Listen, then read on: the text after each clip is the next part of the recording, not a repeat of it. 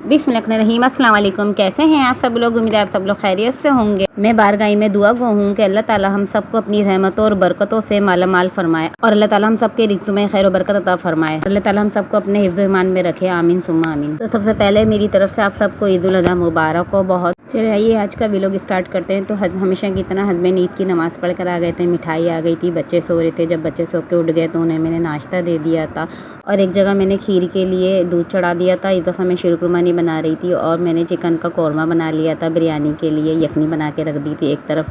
हमेशा मैं पहले ही चिकन ला के रख देती हूँ घर में, क्योंकि मैं गोश्त का इंतज़ार नहीं करती हूँ। चिकन की बिरयानी बना के रखती हूँ क्योंकि बच्चे तो यही होता है, बाहर जाते हैं घूमने फिरने, फिर आके उनको भूख लगती है। तो ये बिरयानी पे दम लगा दिया था। इसके बाद मैं बच्चों को तैयार कर दूँगी। खीर भी चढ़ा दी मैं।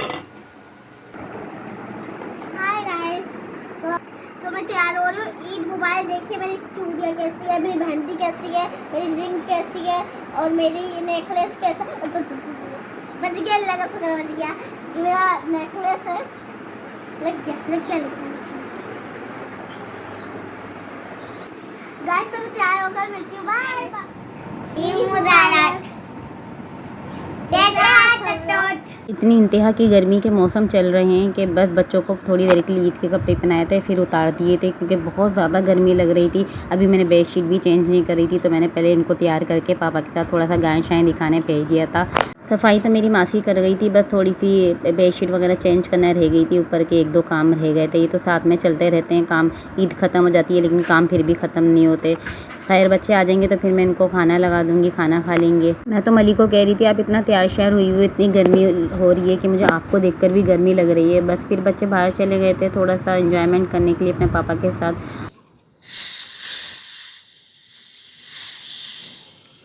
बच्चे चले गए थे घूमने फिरने, बहुत देर हो गई थी। आधा घंटा तो बच्चों का मैं वेट ही कर रही थी। फिर मुझे भूख लगने लग गई क्योंकि मैं सुबह की उठी होती हूँ, नाश्ता भी कोई ज़्यादा ख़ास नहीं करा था।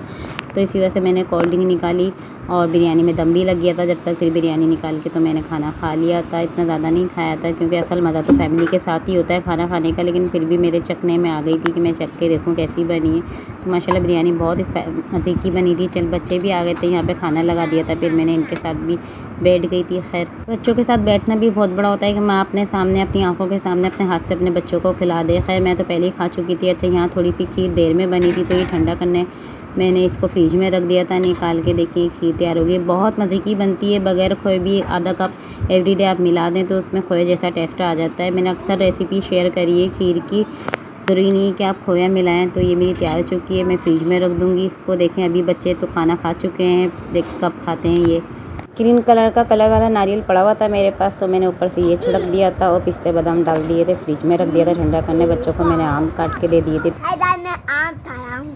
ये तो सुन्नत रसूल भी है कि खाने के बाद ज़रूर थोड़ा बहुत मीठा खाना चाहिए, चाहे वो कुछ भी हो। इधर देखो क्या खा रहे हो? आम। हस्बैंड को कहा था मैंने आप खीर खा ले, तुमने कहा नहीं मैं बाद में खाऊंगा। तो खैर मैंने यहाँ पे शाम का टाइम हो रहा था तो मैंने फ्रूट चाट बना दी। यहाँ पे आम मैंने ज़्यादा लिए हैं, आम और केले हैं और गर्मा है क्योंकि आजकल खरबूजा नहीं आ रहा है। तो आम ज़्यादा लेंगे तो वो मैंगो चाट हो जाती है और बहुत ज़्यादा मैंगो का टेस्टर आता है और बहुत मज़े की बनती है। खैर आम तो साल में एक दफ़ा ही आते हैं।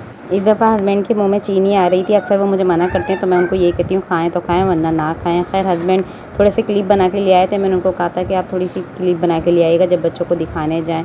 तो यहाँ मैंने चिकन की कबाब चढ़ा दिए थे। गोश्त है, दे दे मुझे। काऊ का गोश्त है। उसके बाद गोश्त कहीं से आया था, अल्लाह तौबा है। लोग पता नहीं किस किस्म का गोश्त भेजते हैं उन्हें शर्म नहीं आती है कि हम किस तरह का गोश्त भेज रहे हैं। कम से कम बंदा एक टाइम पका तो ले। खैर मैं ऐसा नहीं करती हूँ, मैं बहुत दिल से गोश्त अच्छे तरीके से बना के भेजती हूँ कि लोग दुआएं भी दें और खूब पेट भर के खाएँ। और मेरे बच्चे तो खैर बकरीद का गोश्त खाते नहीं है, इसलिए हम लोग सभी बांट देते हैं। बस थोड़ा बहुत एक आध थैली 1 किलो अपने हस्बैंड के लिए रखती हूँ, ज़्यादा नहीं रखती। बोलना नहीं चाहिए लेकिन फिर भी बहुत बुरा लोग गोश्त भेजते हैं, पता नहीं क्यों अपने फ्रिज भर के रख लेते हैं। हालांकि सब गोश्त बांट देना ही यही तरीका होता है, बस एक हिस्सा अपने लिए रखें। इतना फ्रिज भर लेते हैं फिर 4-6 महीने पूरा साल रख के खाते हैं। मैंने लोगों से भी, कितने लोगों से यही सुना है, अक्सर लोग यही कहते हैं। असल कुर्बानी करने का मकसद यही है, जो लोग समझते नहीं है, बस अपने फ्रिज और डीप फ्रीजर की उनको परवाह होती है। मैंने एक बात नोट करी है कि बकरीद के गोश्त में पत्नी कुछ नेचुरली स्मेल सी होती है। मेरे साथ तो भाई ऐसा होता है कि कुर्बानी गली में हो रही होती है, महल्ले में गोश्त कट रहा होता है, ऐसा लगता है कोई मुझे काट रहा है। नेचुरली में ऐसा होता है, क्या सिर्फ मेरे साथ ही ऐसा होता है? आप लोग भी मुझे बताइएगा कि आपको भी यही फील होता है। मुझे कमेंट सेक्शन में ज़रूर बताइएगा अपनी राय।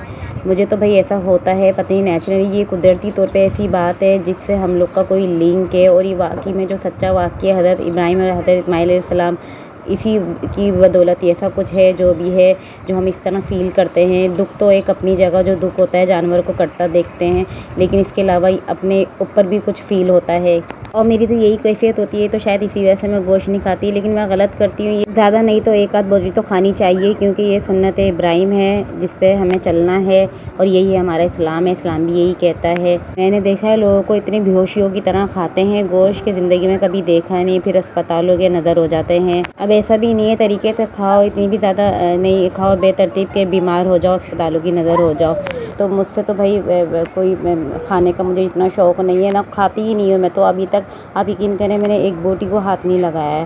खैर दिल ही नहीं चाहता, अंदर से पता नहीं कैसी कैफियत होती है कि हमारा जिस्म कट रहा है। और बकरीद के गोश्त में एक नेचुरली, मैंने जैसे आपको बताया है, कुछ स्मेल सी होती है, आम गोश्त में नहीं होती जो आम गोश्त हम लोग पकाते हैं।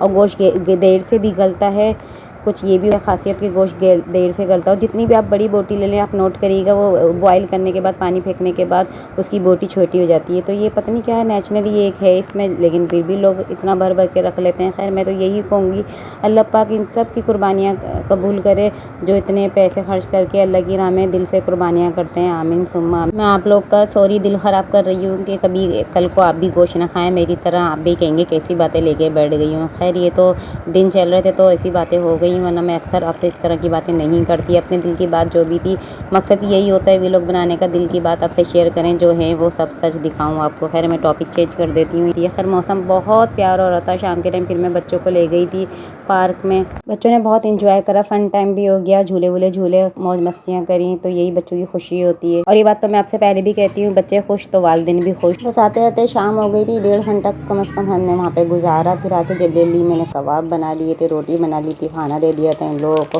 और बच्चों ने थोड़ा बहुत ही खाया क्योंकि बच्चों के पेट भरे हुए थे, गोलगप्पे वगैरह बाहर से खाकर। मैं आपको एक बार बताऊं कि मैं बच्चों की हर बात नहीं मानती, और माननी भी नहीं चाहिए। अगर बच्चे 100 ज़िद करें तो 100 में से सिर्फ 10 चीज़ें उनकी माने, बहुत ज़्यादा भी माने, वरना नहीं माने।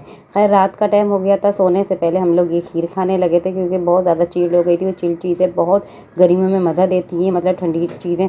वीडियो का मैं यहीं करती हूँ। आज का ईद का व्लॉग मेरा यहीं तक था। मैं उम्मीद करती हूँ बकरीद व्लॉग आपको अच्छा लगा होगा, तो मुझे कमेंट सेक्शन में ज़रूर बताइएगा। ज़्यादा से ज़्यादा वीडियो को शेयर कीजिए, वीडियो अच्छी लगे तो वीडियो को लाइक कीजिए, मेरे चैनल को सब्सक्राइब कीजिए, बेल आइकन का बटन लाजमी प्रेस करिएगा ताकि मेरी हर न्यू आने वाली वीडियो का नोटिफिकेशन आपको मिलता रहे। इंशाल्लाह मिलूंगी आपसे नेक्स्ट वीडियो में किसी नए व्लॉग के साथ। जब तक के लिए अपना बहुत ख्याल रखिए, मुझे इजाज़त दीजिए। आपको दुआओं में याद रखूँगी, और आप सभी मेरे लिए भी दुआ गो रहिएगा। अल्लाह हाफिज़।